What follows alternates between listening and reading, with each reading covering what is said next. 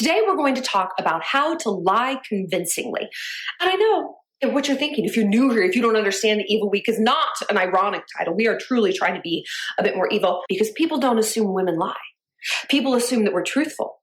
This can be used to your advantage. So if people do trust you, exploit this.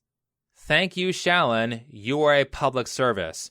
No one is better at exposing how a manipulator works than you are, and you were totally right about Ellen being a bad person. I mean, you called that one months in advance. For those of you who haven't seen my first video on Shallon, this is Evil Week. Evil Week is a special week in October where Shallon covers these 7 deadly sins and how to use them to your advantage.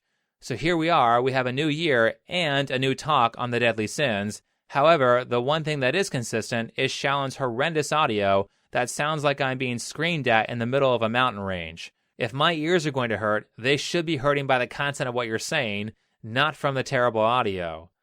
Anyway, this time we are going to go over 2 lessons from the deadly sins, which are how to lie better and how to be ruthless. We'll get to that, but first, if you like the content you see on this channel, then consider making a donation. With all the stuff that goes on with big tech, viewer support is really the only thing independent content creators can rely on, so your support is highly appreciated. Links to my PayPal, Patreon, and Subscribestar pages can all be found in the description. And also, don't forget to support me on Alt Tech. You can find the links to my Parler page and my Bitchute channel in the description as well.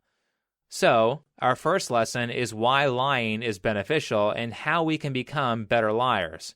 Okay, Shallon, tell us why lying is a good thing. And certainly in business, this is an absolutely crucial skill. You know what, Mr. Johnson? I think that project is a great idea. Never mind that I came up with it 6 months ago and you didn't like it. I love it. You know what? You do enough. Why don't you let me take it over? No, I don't mind. I see. The benefit of lying is that it allows us to steal other people's good ideas at the company we work for. Lying is great for business. Yeah, except that's going to make all of your business relationships pathological power grabs instead of a relationship where everyone works to help each other. You think that the person whose idea you're trying to steal is not going to notice that you are full of it when you say, "I already thought of that idea. Here, just give your good idea to me." Anyone who has a brain is going to see right through that. Even if you do end up tricking them, eventually, as time passes, they're going to see who you are, and the relationship will be destroyed. That's why you don't do immoral things. The difference between moral and immoral is that immoral behavior destroys relationships, while moral behavior builds relationships. I mean, does Shallon ever wonder why she has so many pathological relationships or why she says things like this? Men lie almost constantly. They are twice as likely to lie as women. They tell twice as many lies. You need a source citation for that claim. Also, you said that people just assume that women are honest. Was that counted into your study? Couldn't that have skewed the results? Not to mention a second study she gave, or maybe it was the same one, said that most people are honest and only 5% of people lie. So which is it, Shallon? Do men in general lie constantly, or is it just the men that you are around who lie all the time because no one else will have you? Case in point, this is how Shallon describes one of her exes. My ex-boyfriend was a chronic, habitual liar. This is what you get when you follow Shallon's advice. People who are untrustworthy. If you watch Shallon's content, you'll notice that all of her relationships are pathological. Intimate relationships, business relationships, close friendships. I haven't heard her describe a single relationship that was good. And that's because she does things like this. You want to save up those lie brownie points, right? You want to keep your other lies, the little white lies, the things that people don't want to hear. You want to keep those as truthful as possible. It was me who broke the Nespresso machine. It wasn't the cleaning lady. It wasn't the dog. It's not Noodles. It was me. This is going to cultivate a sense of trustworthiness so that when it's, of course, I wasn't out with my ex-boyfriend at Sidewinders. No, honey, I was with Jackie and Alexis. You're so silly. Great. Be honest just enough to make people think you are trustworthy and then lie to them about major events. That will definitely foster good relationships and lead you to being happy. Thanks, Shallon. Now everyone who watches this will know to ignore all the small situations that make her look bad and only focus on the big ones. The lie detector test doesn't come up when she makes a mistake like breaking the coffee machine. It comes up when she is being accused of cheating. I might remind you guys that when it comes to a liar, you should focus more on the evidence than you should on past behavior. But Shallon can't see how this stuff hurts her because she lies too frequently. She has distorted her reality so much to tell those lies effectively that she doesn't know what is healthy and what is not. She even recommends that her viewers trick themselves into believing that their lies are for a good cause because it helps them become more believable. Also, this is interesting. A way to pass a lie detector, a way to fake it, actually, is to believe that what you did was for altruistic reasons. Did you break into that animal testing lab and free those beagles? Nope, wasn't me. I'd have no problem lying about that because I don't think it's wrong. I'd have no problem lying about that because I don't think it's wrong. Sure, that may be fine for saving the animals, but how many hundreds of times have you convinced yourself that the other lies you told to cover up your bad behaviors were for a good cause, just so that you could lie effectively? You don't think that has a damaging effect on your psychology? At some point in the video, Shallon talks about body language to help identify liars, but honestly, unless you've been trained in that stuff, you aren't going to be able to recognize it, and there are more effective ways to catch liars that are easier to perform. The easiest way to identify a liar is to ask them specific questions that an honest person would easily be able to answer. For example, if you are trying to find out how old Shallon is when every year she claims she is only 35, you can say, "Okay, Shallon, when's your birthday?" If she can't rattle off the date within half a second like anyone can about their own birthday, then she is probably a liar who is trying to figure out the math of what year she should have been born in. If she says she went to the bar, ask her, "What drinks did you get?" "Oh, you went to the hospital? What medicine did they give you?" If you can throw out several of these without being obvious and she can't easily answer them, then she is probably lying. Now to our second lesson, which is about revenge and being ruthless. Shallon loves revenge so much that she wears a necklace that says it. Why would someone lie to Shallon Lester, who wears a necklace that says revenge? In this second video, Shallon makes a much harder push for immorality, and it's really hard for me to see these two things kind of juxtaposed together. On one side, Shallon talks about self-improvement and makes videos like this, declaring that she's going to stop drinking, but on the other side, she tells people to cheat on their partners, lie to people, and spend copious amounts of time acting out revenge plots. Quite a complex person. Let's hear her discuss how to be ruthless by talking about the Italian philosopher Machiavelli. So the central teaching of Machiavelli is to strip away morality and focus on effectiveness. If you took morality out of the equation, how would you behave? At work, maybe you would spread rumors about your rival. Maybe you would use their maternity leave to seize power, to take over their job duties so that their position no longer existed. Ooh, that's pretty immoral. Maybe you would overhear an idea in the break room and you would run and tell it to your boss first. Uh-oh. You know, with that in perspective, a lot of things make sense now. I haven't done too much studying on Machiavelli, but I know he's an important figure. I tried to listen to the audio version of his most popular book, The Prince, as research for this video, but it was so boring that I turned it off after 30 minutes. To me, if I can't force myself to pay attention to your book, that's bad writing, and I can't stand that, so I'll have to learn the information some other way. Wikipedia describes him as the father of modern politics. That makes sense. A lot of people in politics do a bunch of amoral things just to win the game. The general feeling that I get about Machiavelli in my limited research is that he is a pragmatist. A pure pragmatist who will do something even if it's wrong if it leads to victory.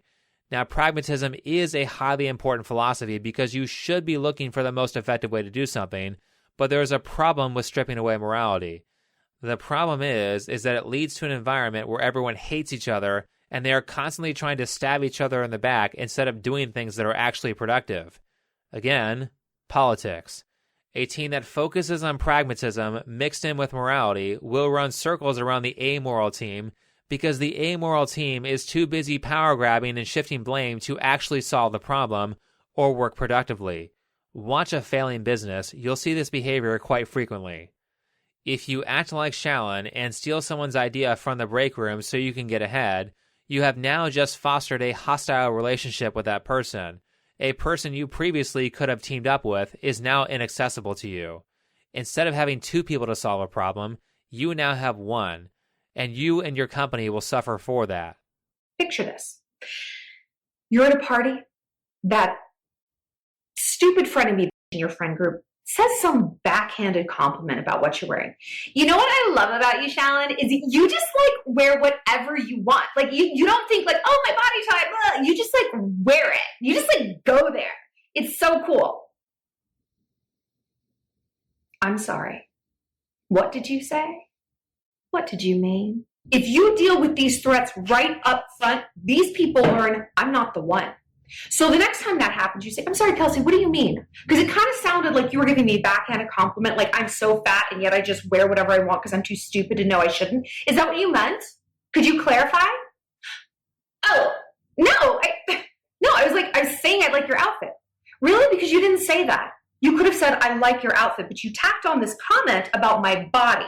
So I would like to know what it is you meant. Kelsey won't be saying that again.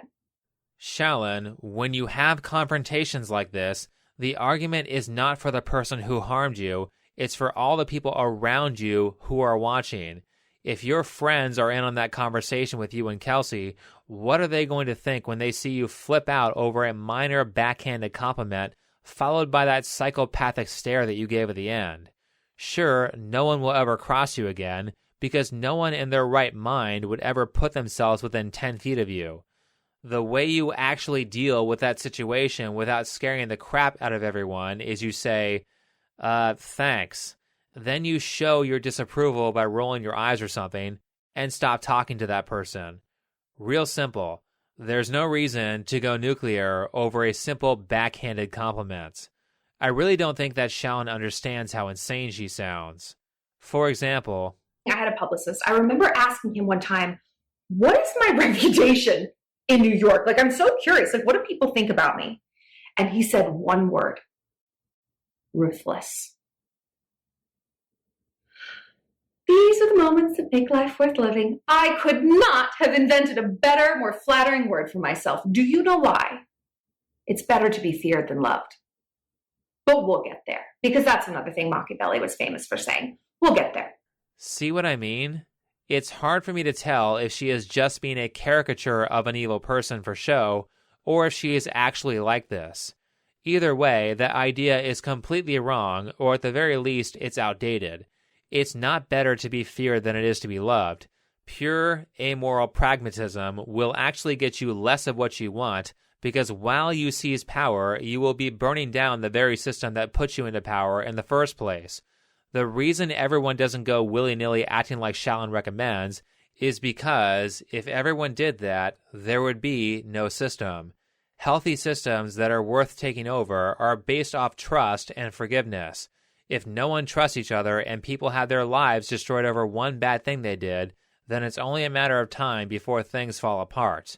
The reason people like Shallon have to yell and manipulate to get what they want is because they aren't good people. They haven't shown good character that people respect, and or they haven't achieved a real accomplishment that inspires people to listen to them.